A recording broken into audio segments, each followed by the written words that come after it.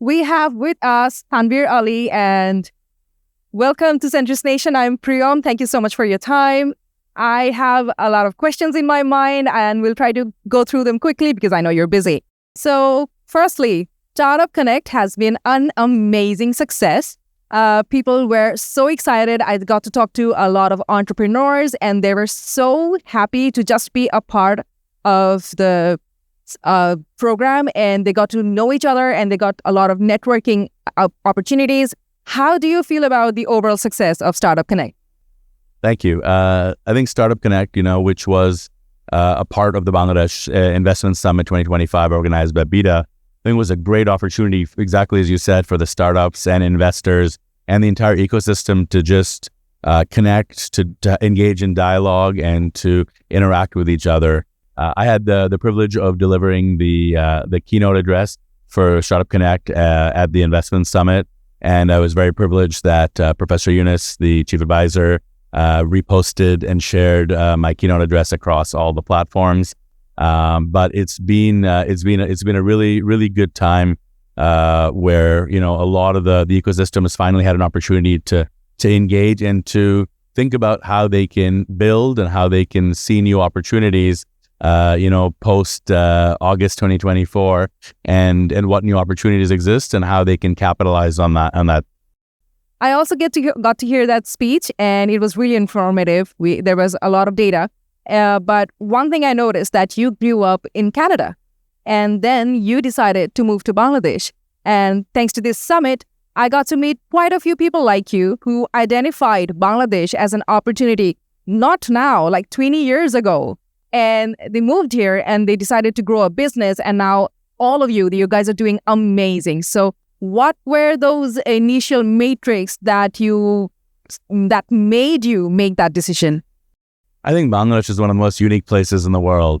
From the macro perspective, as I was talking about in my presentation, that, today it's 170 million people. It's the 8th largest population in the world.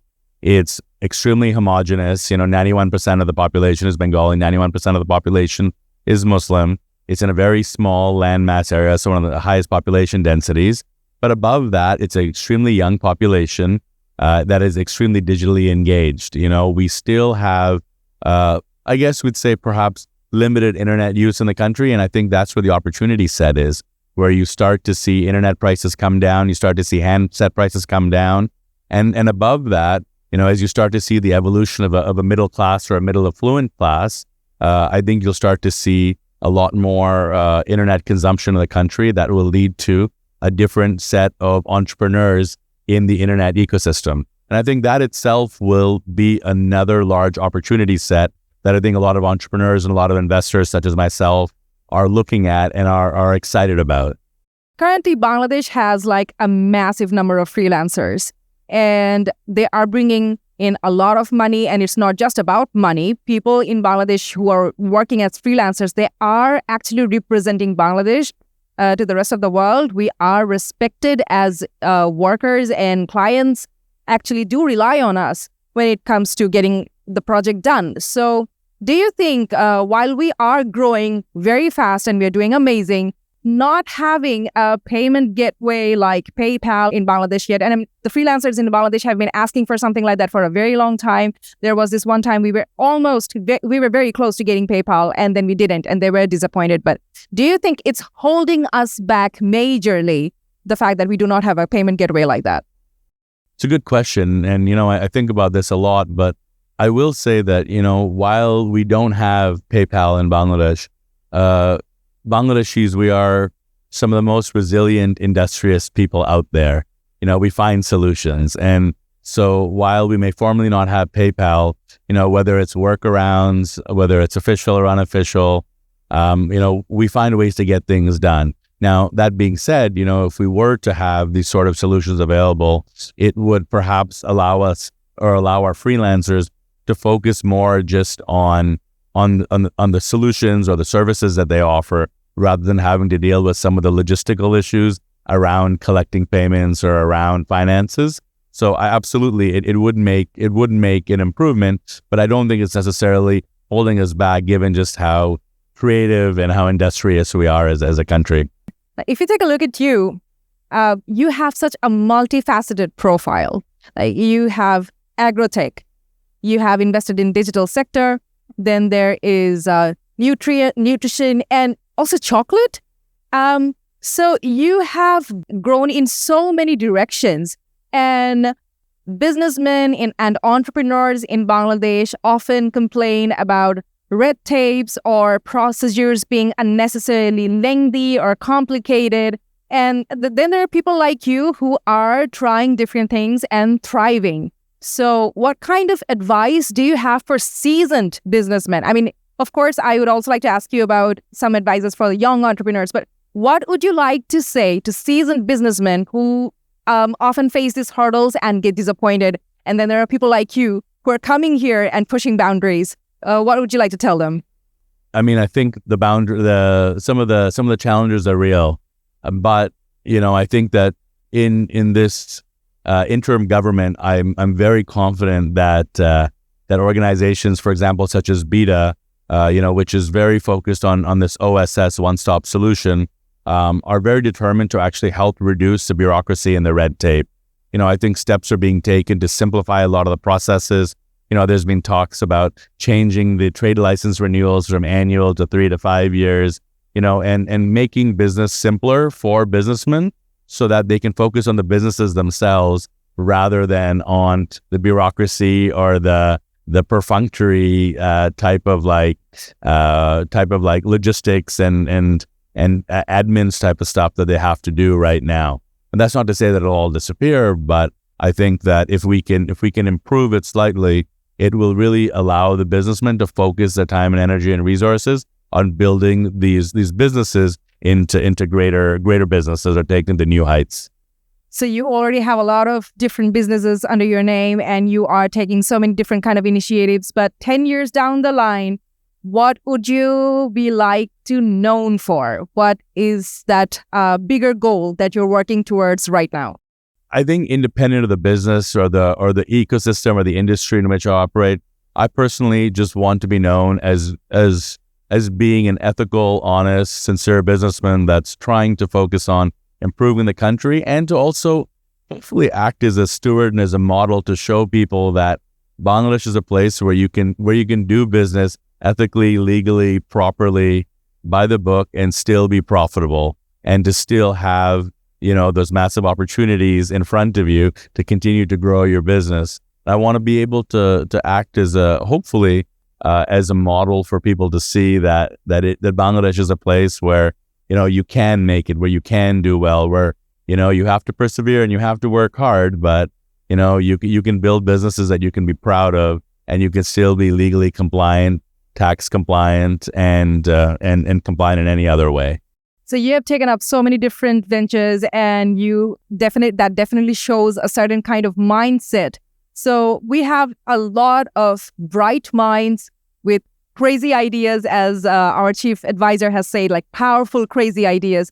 But I think a lot of the time what comes in the way is inhibition and not being properly informed, but mostly actually being scared of taking a bold step. So for our young entrepreneurs and those who are just about to start, have a crazy idea but don't know where to start and don't know how to execute, what would you tell them, not just as procedures or steps, because sometimes what they really need is a motivation. And I think a good person to ask for that is you. So what would you tell them?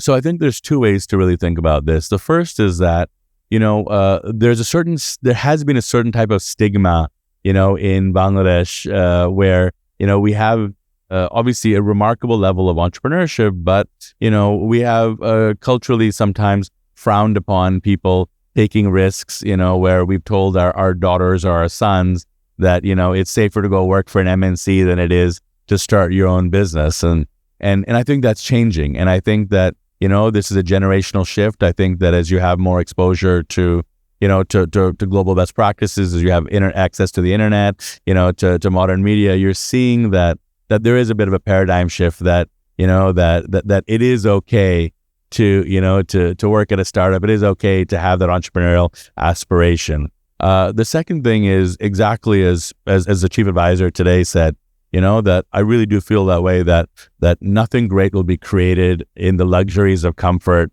We need these crazy ideas to change the world.